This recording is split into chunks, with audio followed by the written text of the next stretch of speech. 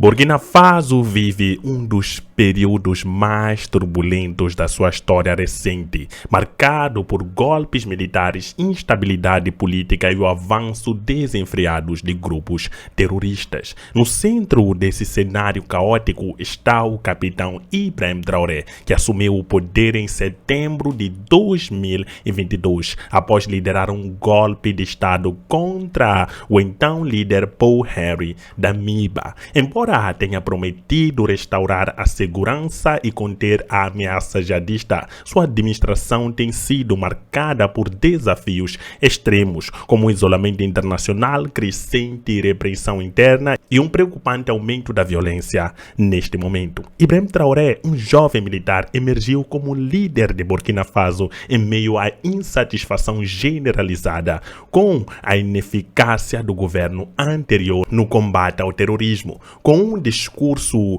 que é firme e anti-ocidental, ele prometeu retomar o controle das áreas dominadas por jihadistas e restaurar a soberania nacional. Desde a sua ascensão, Traoré tem adotado uma postura agressiva contra potências ocidentais, especialmente a França, que durante anos foi um dos principais aliados militares de Burkina Faso na luta contra o terrorismo. Em um movimento ousado, ele ordenou a retirada das tropas francesas do país e se aproximou de nações como Rússia e Irã, buscando apoio militar e logístico.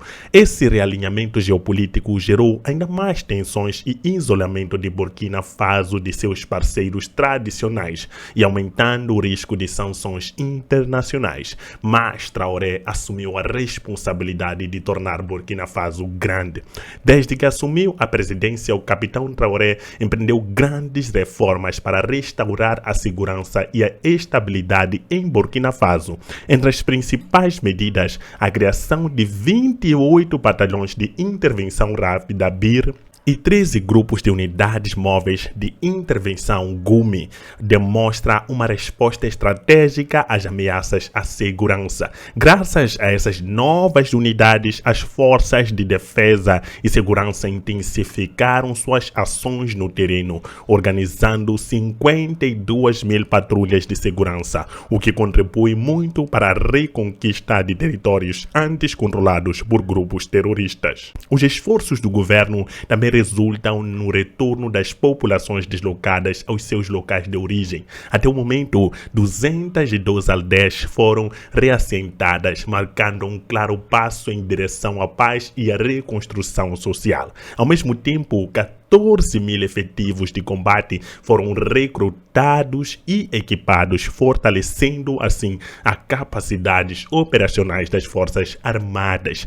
Na frente administrativa, 15 assentos eleitorais anteriormente abandonados devido à insegurança foram reabertos, um sinal de um retorno gradual da autoridade estatal em todo o país. Esses avanços foram possíveis graças à mobilização financeira excepcional, com 175 bilhões de francos FA investidos no fortalecimento das capacidades de segurança e na reconstrução das áreas afetadas. Além disso, os indicadores de segurança revelam uma melhoria significativa, com 71% do controle agora sob controle seguro. Graças a esses sucessos, Burkina Faso está se aproximando de uma paz duradoura, oferecendo aos seus cidadãos esperança de um futuro mais pacífico e próspero. Mais uma vez, olá, inscritos do canal Verdades da África. Neste momento eu faço comentário de uma notícia sobre Ibrahim Traoré, nosso grande astro aqui no canal Verdades da África. Hoje eu trago uma notícia que está relacionada à formação de batalhões com o objetivo de melhorar a segurança de Burkina Faso. Uma das coisas mais importantes ou mais difíceis de lidar em Burkina Faso é a questão da segurança, principalmente pelo fato fato de Burkina Faso estar em um lugar que digamos que é um lugar muito instável, que é o Sahel. O Sahel é um dos lugares mais instáveis do mundo. Há dias eu assisti uma reportagem da BBC News que falava o quanto o Sahel era um lugar terrível para um país se localizar. Vocês podem pesquisar aqui no YouTube para poder ter acesso a este documentário que está simplesmente incrível. Ibrahim Traoré, percebendo que neste momento ele só conta com a ajuda do seu exército e da população de Burkina Faso, optou por usar os recursos que ele tem no momento. Formou mais batalhões, formou mais tropas e mais homens para poder neste momento enfrentar frente a frente essa questão do terrorismo. Um exemplo que nós falamos de uma má gestão da situação de instabilidade é o exemplo da República Democrática do Congo. A República Democrática do Congo, neste momento, está a passar por uma situação muito difícil, sem contar que está a ser invadida por Ruanda. Mas antes dessa invasão do Ruanda, a República Democrática do Congo sempre esteve numa situação de instabilidade.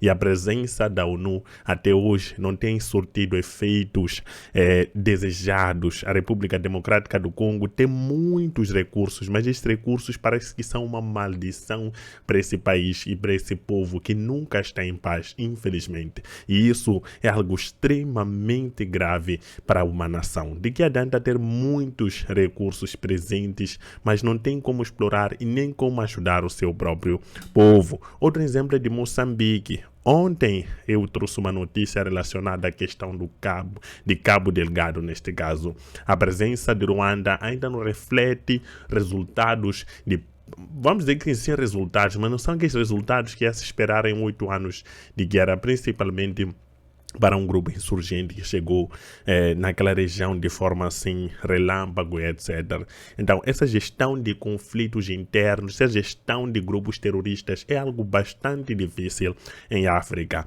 E Ibrahim Traoré está a ter resultados fantásticos naquilo que é a gestão destes terroristas, porque primeiro ele se afastou da França, expulsou as tropas francesas do território de Burkina Faso para poder assumir o problema e usar as tropas que ele tem. Mas ele, percebendo que existe uma dificuldade, se aproximou da Rússia, do Irã, que são países que talvez tenham lhe dado um acordo que seja não tão agressivo, porque nós sabemos muito bem que muitos países, quando ajudam em situação de conflito, sempre querem algo muito grande em troca.